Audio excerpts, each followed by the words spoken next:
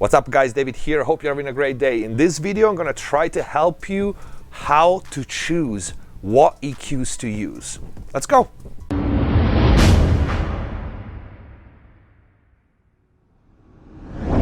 Hello everyone, welcome back to MixPress TV. Hope you guys are having a great day. Before we start, as usual, check the info box down below for free plugins, special discounts and offers. If you want to book mix and mastering with me, go to the new website mixpresstv.com.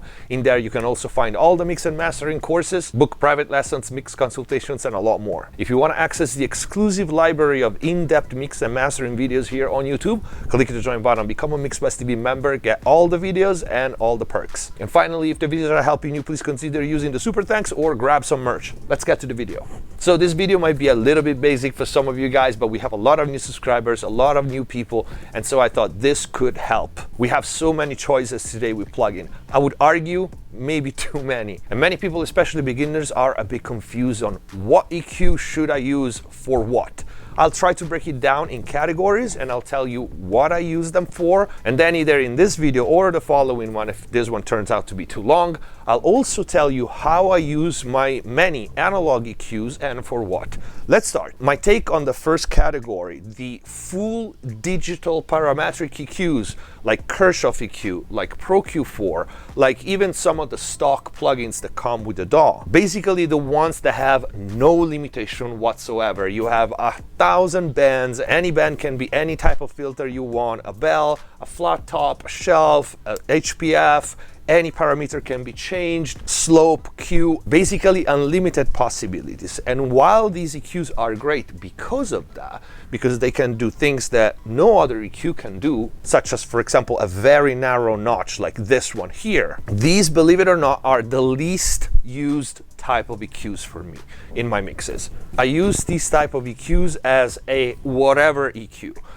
Maybe I have to do a simple low cut or a simple high cut or a notch like this. I use these type of EQs for notches, for like very, very precise static corrections. On high track count mixes, maybe I throw it on less important tracks because they are usually low CPU, or on the return of an effect, maybe to box in the bandwidth. Utility uses. This is what I use these EQ for.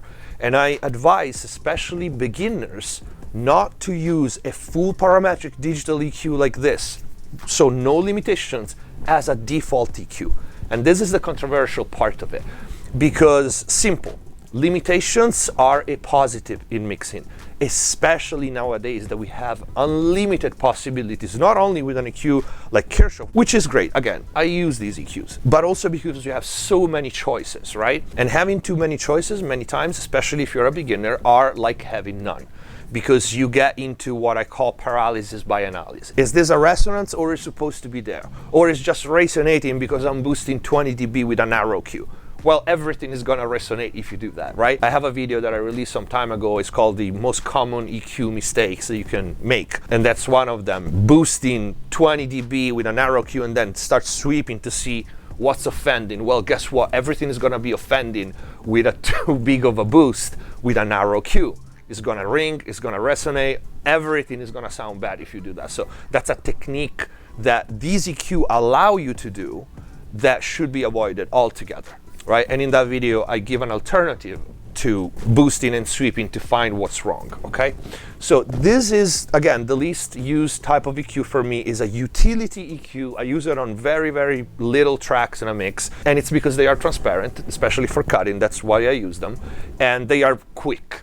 The interfaces and the ergonomics is very easy to use, very well designed, so it's a no-brainer. Just do a couple of notches or a filter or just boost a little bit, but always on tracks that are not as important, so to speak. Too many possibilities and too many options are, in my opinion, a negative in mixing. Unless you are extremely advanced and you work on such a wide variety of genres and you do this professionally, so it's not your own music, your own stuff, that you can go on the synth that you just printed and change something.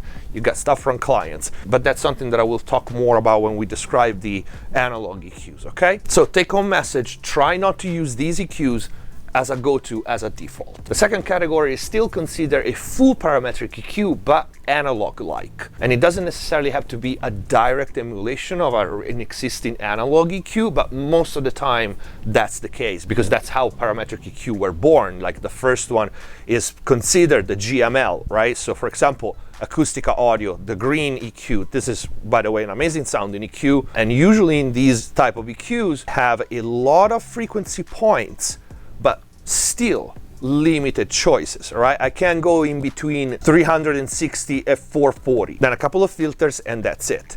The curve bender is another great example.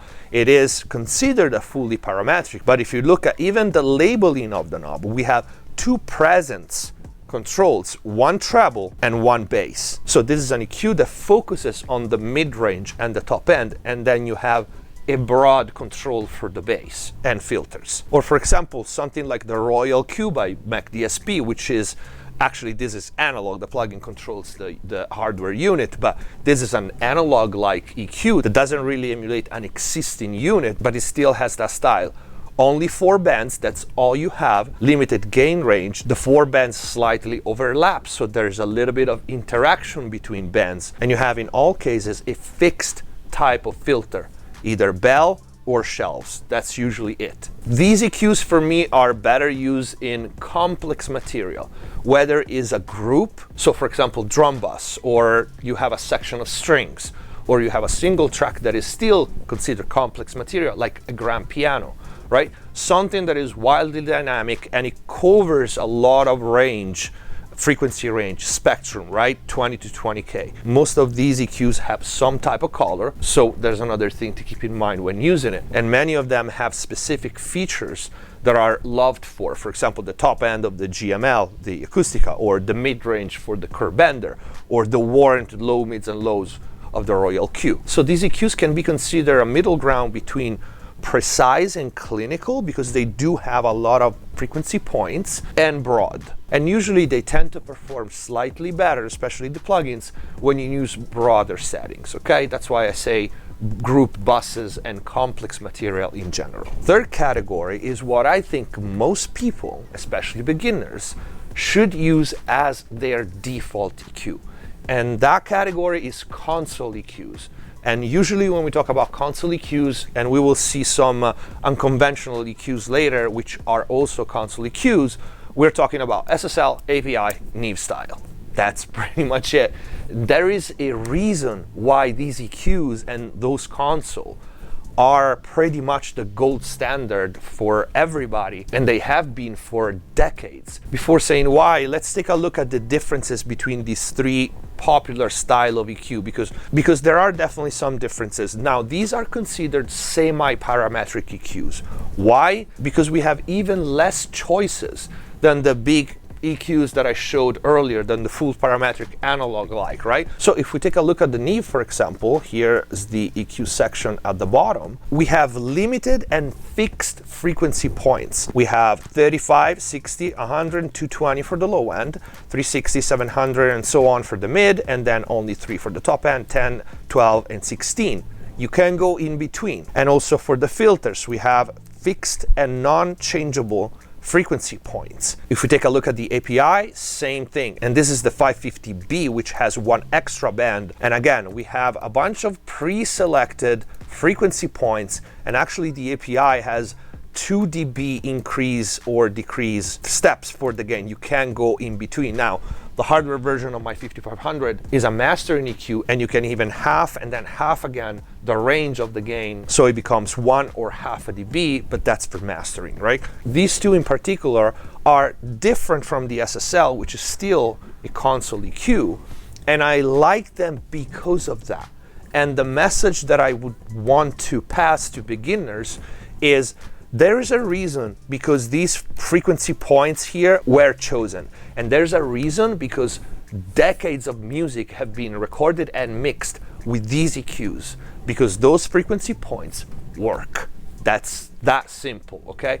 And of course, modern music changed a lot. So now we do have use and the necessity of having full parametric digital EQs to notch out things and to do crazy stuff, even just for sound design.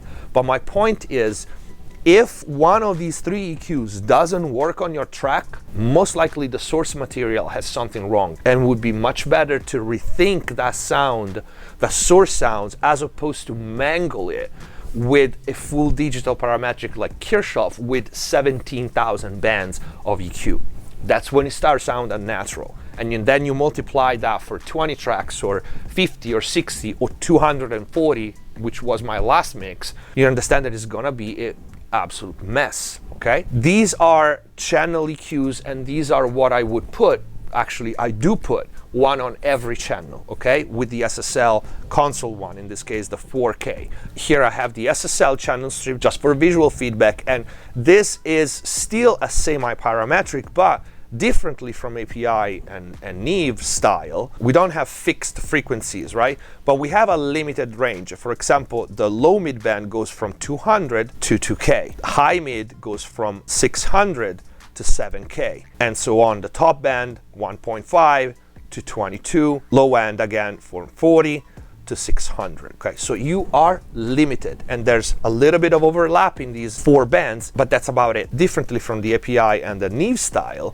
we also have a Q on this one, and that's one of the reasons because SSL consoles became so popular for mixing. There are basically 3 reasons, because for the longest time you've seen people tracking on Neve and API after the SSL console came on the market, and mixed on the SSL. Dynamics on every channel, so gate and compression, routing capabilities of the SSL, which were insane, still are, and a little more versatility on the EQ, because on the API and on the Neve style, notice that we don't have a Q, right? These are proportional EQs, and the Q changes as you change the gain.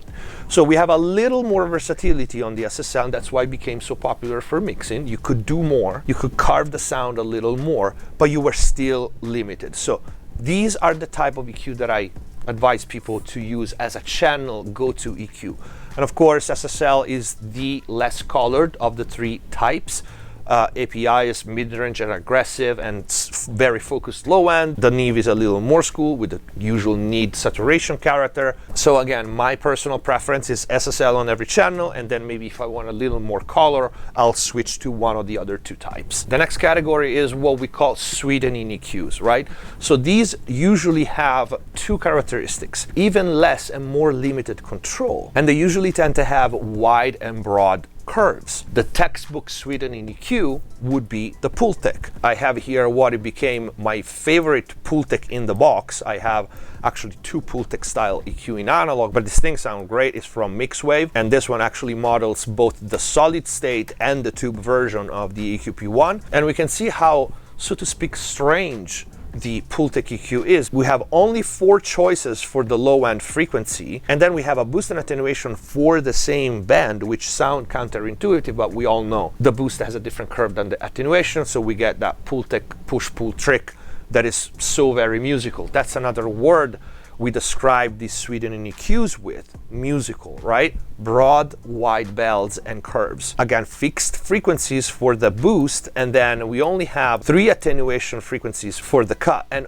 only 1 bandwidth control, which is referred to the top boost. This is how you divide the Pultec EQ. This triangle here, this triangle here, and this triangle here. Another example of sweetening EQ, and a more modern sweetening EQ, is the Mag EQ. We have 5 bands, and they are fixed frequencies. Sub, which is I think a 10 or 20, 40, 160, 650, and 2.5K, which is a shelf, and you only have the gain. Then we have the air band, which has a few choices for the frequency, okay? But it's still very limited. And this is a particular EQ because as soon as you patch it in, especially the hardware, has a curve already. It's subtle, but it changes the material, and again, it's described as music. When do we use these type of EQs? It comes with a name, sweetening EQ. Usually you want these post-compression, not a rule, none of what I'm saying in this video is a rule. Post-compression to enhance, maybe re-inject a little bit of top end if you compress the track a lot more and it became a little dual. Maybe give a little weight now that the material is controlled post-compression. These can go anywhere. It's not a matter of what type of tracks, a group or vocals or piano, they can go anywhere.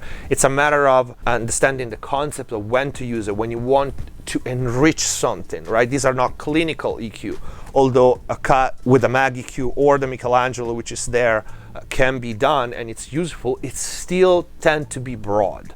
It's never a notch, it's never a narrow cue, right? So gently massaging whatever track you want. It can be a vocal, it can be drums, it can be bass, it can be guitars. The next category is kind of an in-between the console EQ, and some of them are console EQ, and the Sweden EQ. I can't find a better definition than unconventional EQs. That's how I think of them when I use them. So this should already help you understanding when to use these EQs. When you want something different, a different color, a different type of behavior, a different type of interaction between bands, and one flagship of this is, for example, the Trident EQ. This EQ has even a design that is unconventional, with the gain being on a fader-like control as opposed to a knob. We have limited and fixed frequencies for each band, 4 bands, and this is an EQ that has a slight curve, very much like the Mag, also probably even more, as soon as you patch it in, even with all controls at 0. And the interaction between bands is massive.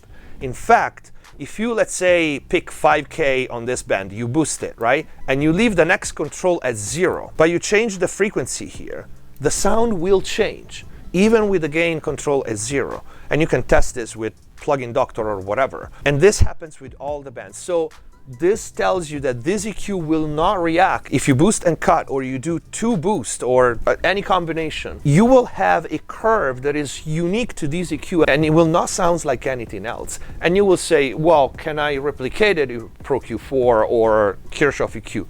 You could. Besides the saturation, which is not there, you really want to spend an hour and a half to match a curve, as opposed to grab this, turn a knob, and you're ready to go. That's the crazy part of trying to replicate famous EQ or analog EQ with full parametric digital. It's a waste of time. It's a massive waste of time. You will never get it 100%, and you will spend an hour matching one setting. And then as soon as you change something, the interaction in this EQ is never following a fixed ratio or constant difference that is the same as you move up or down the frequency spectrum. It changes completely. The Trident EQ is one. The Pulsar W495 is based on a great sounding Neumann console, mastering console, which is great. And actually this EQ is really nice. Again, 3 bands, 2 shelves, 1 mid-range. That's it. You're limited to this. But again, you have a unique color and a unique type of interaction. Same for the new PSP Data Mix. This is a very extremely rare console. There was, I think, Electric Lady had some of these EQs. These one really have a very unique sound. I think Jimi Hendrix recorded on the original console. So these are the type of EQs that I sparkle in a mix here and there when I want, again, something different. Whether it's a color, whether it's a specific behavior. For example, the Trident, the filters are very unique.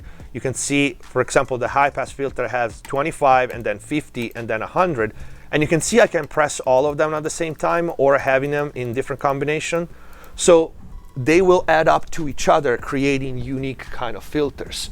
Why would you want to spend and waste time replicate this with the digital EQ when you have this? So that is the reasoning behind it. So sprinkle these ones when you want something different, when you want something exciting, something that doesn't react predictably like a digital EQ. Next one is what I call minimalistic EQ, and we could put these easily into the Sweden EQ categories.